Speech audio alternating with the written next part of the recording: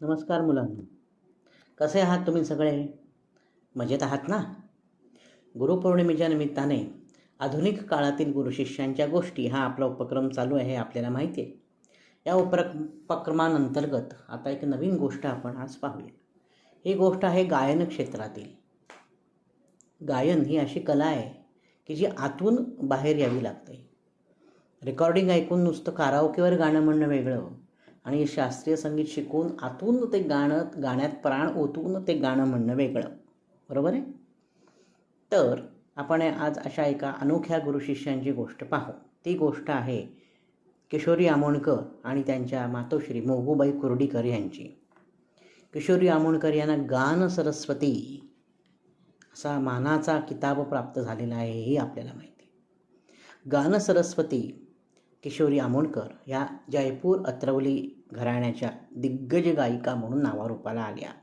आपल्यापैकी अनेकांनी आपल्या पालकांनी, आपल्या आजोबांनी, सगळ्यांनी किशोरीताईंचं गाणं अनेक वेळा ऐकलं असेल. त्यांचा सूर इतका पक्का लागायचा की साक्षात परब्रह्म म्हणजे तो सूर. त्यांच्या गुरु कोण? त्यांच्या गुरु म्हणजे त्यांची स्वतःची आई. त्यांना असा किताब प्राप्त झाला होता. गान तपस्विनी मोगूबाई कुर्डीकर ह्या त्यांच्या आई होत्या. तर काय गोष्ट आहे पाहूया आता. घरात आई आणि मुलीचं किती प्रेमळ नातं असतं आपल्याला माहिती आहे. आईचं मुलीवर आणि मुलीचं आईवर खूप प्रेम असतं. मुलगी जर चुकली, मुलींनी मस्ती केली तर आई मुलीला रागवते. तितकंच आई प्रेम पण करते, जवळ घेते प्रेमाने, आपल्याला माहिती आहे. पण ध्यान दोघींमध्ये जरी आई आणि मुलीचं नातं असलं तरी जेव्हा गाणं शिकायला बसत तेव्हा मोगूबाई या अत्यंत कडक गुरु असायच्या. त्यावेळी त्यांच्यातलं आई पण बाजूला ठेवून त्या गुरु पण धारण करायच्या. गाणं शिकताना, गाणं गाताना किशोरीताईंचा एखादा सूर जरी चुकला किंवा त्यांना एखादी तान जमली नाही तर त्यांची आई म्हणजेच मोगूबाई कुर्डीकर काय करायच्या?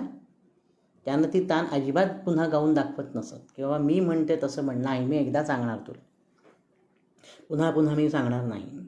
खरं म्हणजे आई असते आपली, ती पुन्हा पुन्हा चार गोष्टी आपल्याला सांगते. पण मोगूबाई या कडक शिस्तीच्या गुरु असल्यामुळे त्या किशोरीताईंना म्हणायच्या, हे बघ, मी सांगितलेलं कानात साठवून ठेव, कानातनं ते गळ्यात उतरव, मी पुन्हा पुन्हा तुला एक एक तान, एक एक सूर सांगणार नाही. तर एखादी तान जमली नाही किंवा सूर चुकला तर मोगूबाई काय करत असत? तंबोरा खाली ठेवून उठून जायच्या आणि त्या म्हणत किशोरीताईंना, तू स्वतःच तूच सूर शोध, कुठे चुकतेस. किशोरीताई लहान होत्या, त्यांना तेवढं समजायचं नाही. त्या खूप रडायला लागायच्या.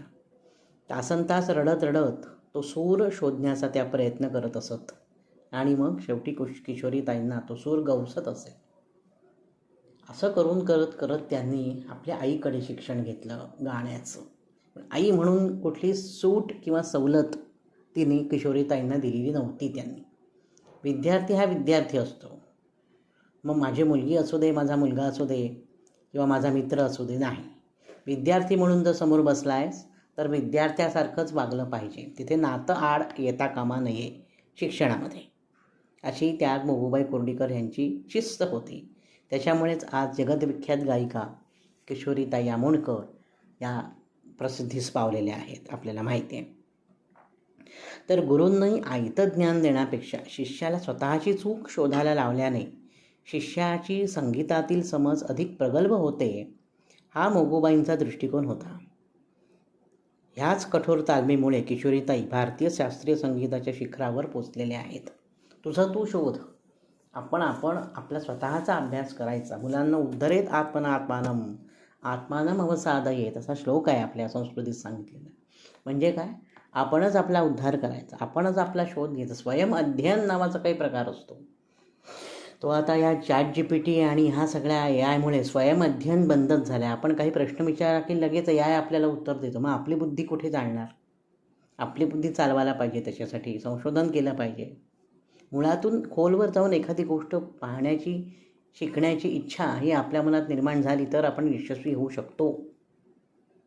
तर ह्या गुरुपौर्णिमेच्या निमित्ताने सगळ्यांनी असं मनात निश्चय करा की अभ्यास करताना, खेळताना, गाणं म्हणताना, चित्र काढताना, डान्स करताना एकाग्र चित्ताने आणि त्यात रंगून जाऊन आम्ही तो अभ्यास करू, म्हणजे आम्हालाही असंच जगविख्यात होता येईल आणि आम्हालाही मोठं होता येईल.